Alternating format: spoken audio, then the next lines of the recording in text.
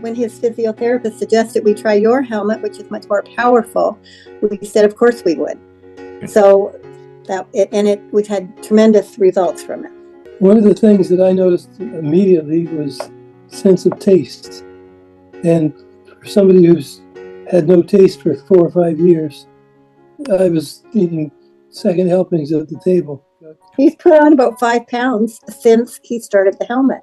Right. Because he's eating more now, which is good, because with Parkinson's, because you can lose your sense of taste, a lot of people lose weight. So that was a big improvement. And what was the other? The increase in smell. Yeah. Again, I couldn't smell anything. Yeah, that really surprised me when he could smell that. I think we found our best hope for keeping the Parkinson's at bay as long as we can through exercise and through the red light therapy. It's a great combination. Okay. And you've noticed a little difference too in expressions. That was after the second session, that now he has a spontaneous smile, which he hasn't had in years. His face was always the Parkinson's mask, and now he has much more expression.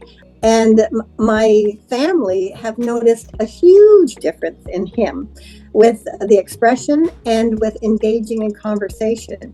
Right. Because he was getting to the point where he would be sitting when we had company and very quiet and sometimes falling asleep and disengaged. We had about 30 people over Christmas Eve, and he was talking all night.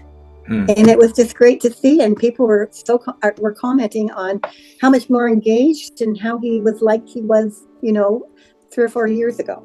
I used to get these aches and pains quite a bit from all my joints, but now virtually I go out with no pain whatsoever. And when you would come in after a walk before the helmet, what would you do? Yeah, before the helmet, I'd flop on the bed and be gone for an hour or so. But now I don't need to come in and lay down or anything. Basically, I just finish the walk and go on with what I'm doing. But I've noticed since the helmet that he is walking a little straighter. Oh, that's beautiful.